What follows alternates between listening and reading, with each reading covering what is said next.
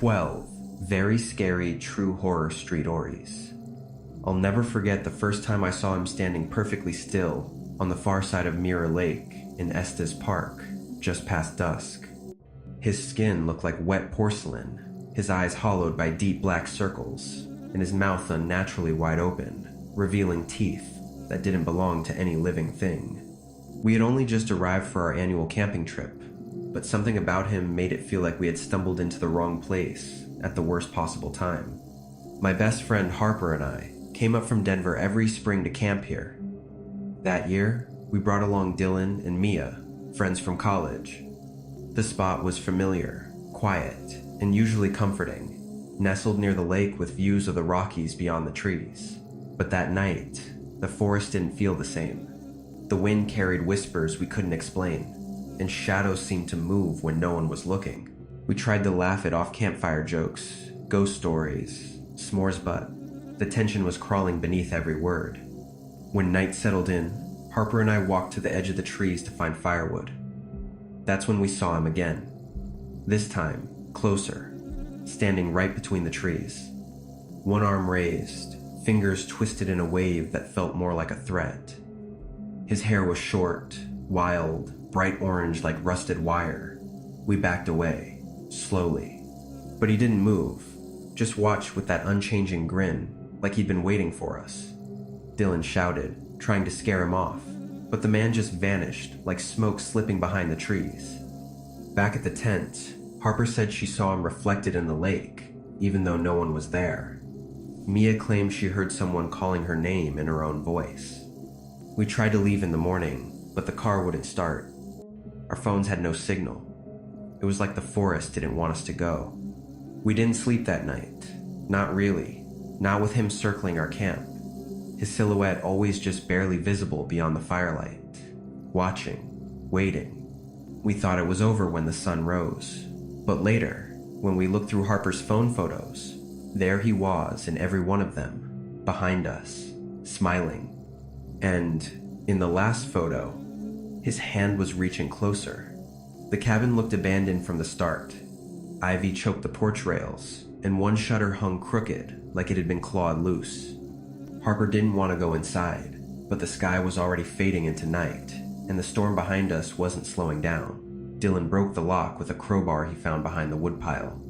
He said something about it being fate. I didn't laugh. It had been 3 days since we left Mirror Lake, driving north to get away from everything. None of us talked about what happened that night. We barely spoke at all. Mia had become withdrawn, only whispering to herself and flinching when someone touched her. Harper looked tired, like she hadn't slept since the trip. Dylan stayed busy, always driving, always talking, but never really saying anything. White Hollow was supposed to be a safe detour, a remote area in Montana, thick woods and broken roads. Dylan found the listing online, said the cabin was once a ranger station. No one had lived there in years. The nearest town was almost an hour away, and the silence that settled in when we entered the valley felt too still, like the land had forgotten how to move. Inside, the cabin was dusty but solid. One bedroom, an old fireplace, faded curtains. We lit a fire and sat close, listening to the wind pull at the windows. For a while, it felt like we were somewhere else, somewhere untouched. Then Harper found the mirror. It hung in the hallway, old and clouded, the frame carved with strange markings like letters that didn't belong to any alphabet we knew. She said she felt drawn to it, but when I looked at her reflection, her face didn't move. Her real face turned to me, but the one in the mirror stayed, facing forward, mouth slightly open, eyes hollow. I pulled her away and covered it with a blanket. That night, the knocking started, slow and rhythmic. 3 taps, then silence. Harper said it came from the hallway, but Dylan swore it was on the roof. Mia didn't speak. She stood by the fire, staring at the mirror through the fabric, her lips moving without sound. We locked the doors, checked the windows. No one was outside. The snow had begun to fall thick and heavy, making everything outside vanish in white. Around midnight, we heard a creak from the loft above. Dylan went up with a flashlight. I followed. The loft was empty, just boxes, and an old desk. But on the far wall, something was scratched into the wood, a circle with jagged teeth and a single handprint pressed in the center. Dylan ran his fingers over it, then stepped back quickly. The wood was still warm. We didn't sleep again. Harper stayed by my side, gripping my hand tighter every time the wind groaned through the chimney. Around 3 a.m., the fire flickered low, and Mia began to cry. She pointed at the mirror. The blanket was gone. The mirror was clean now, too clean. The glass shimmered like water, and in the reflection, none of us were there. Instead, we saw the man. He stood alone in the cabin, smiling wide, his eyes two black wells sunk deep into his pale skull. That burnt orange hair looked almost wet. He raised his hand, and for the first time, we all saw what he was holding. It was a photograph, our photograph, from Mirror Lake, our group standing by the fire. But in this one, each of our faces was blurred except his, grinning behind us. The mirror cracked, a thin line from top to bottom. The room went cold.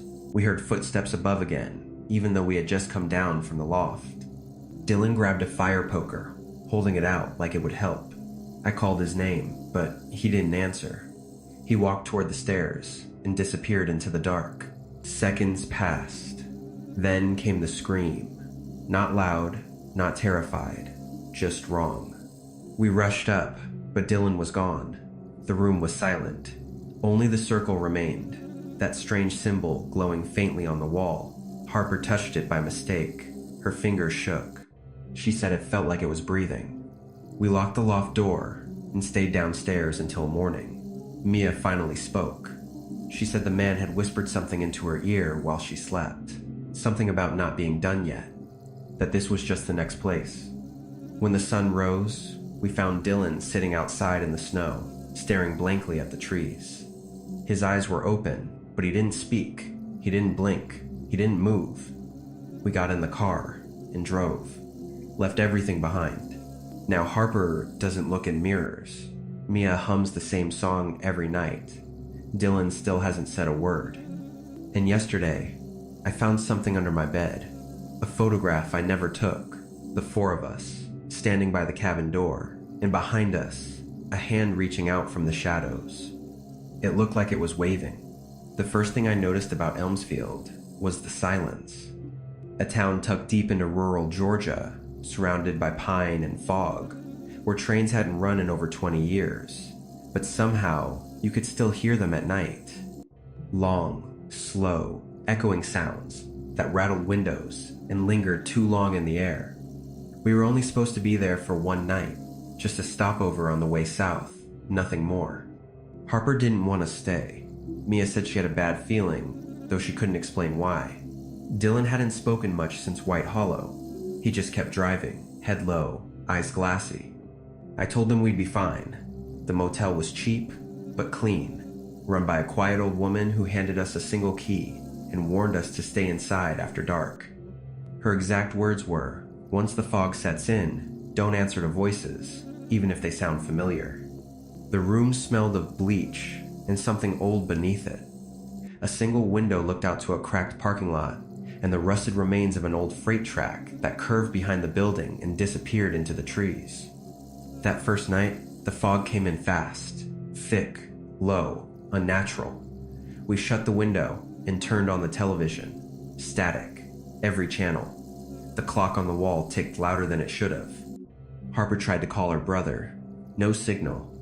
Around midnight, the train sounds began. Deep, distant rumbles. Mia sat up in bed, whispering that she could feel it under the floor. I pressed my palm to the carpet. She was right. A steady tremble, like something massive was moving far below. I opened the door to check.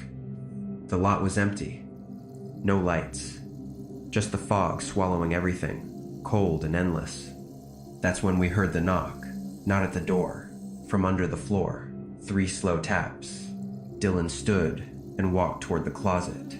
Said he thought he saw someone standing there. I grabbed his arm and told him to stop. He didn't. When he opened the closet, there was nothing but a small square cut into the carpet beneath the coats. A hatch. Locked. We should have left it alone. But Dylan was already reaching for the key. Said he found it on the nightstand, though none of us had seen it earlier. He fitted into the lock and twisted. The hatch creaked open. Darkness. A cold draft spilled out from below. The smell was worse than mold, wet dirt, and something faintly metallic. Mia begged us to stop. Harper whispered that she saw someone's shadow moving beneath the floorboards. I leaned closer and called into the dark. No one answered, but the knock returned. 3 taps and then a voice. Not loud, not urgent, just one word, spoken slowly, clearly. Harper. She backed away and covered her ears. Said it sounded like her mother's voice, but wrong, stretched out, hollow. Then the hand reached up. Pale, long-fingered, nails cracked and blackened. It didn't grab, didn't claw, just waved slowly in the open air, like it was trying to greet us. That's when the lights went out. Complete black, the kind that makes you forget what your own hands look like. I pulled my phone from my pocket and turned on the flashlight. The hatch was empty. The hand was gone. But the fog had entered the room.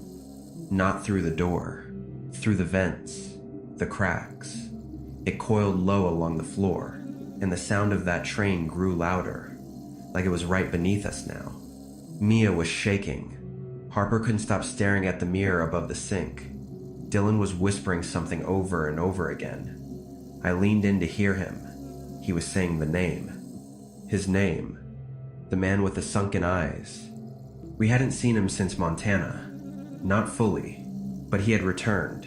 In dreams, in reflections, in silence that stretched too long. And now we could all feel it. He was here. In the mirror, his face flickered behind Harper's. Just for a moment, a smile that split too wide.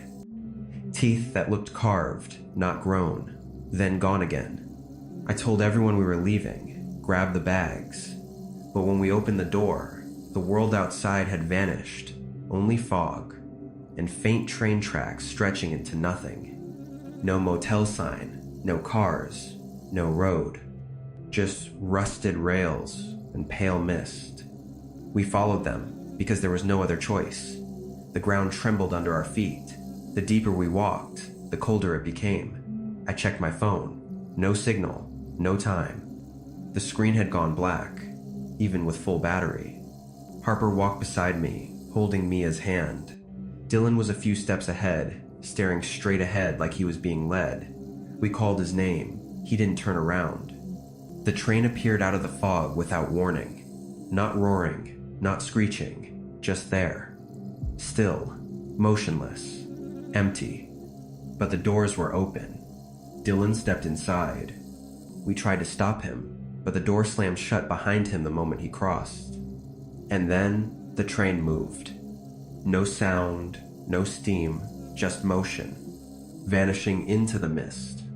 We stood there, silent, waiting for something, a sign, a sound, anything. But nothing came. Only the voice, carried through the fog.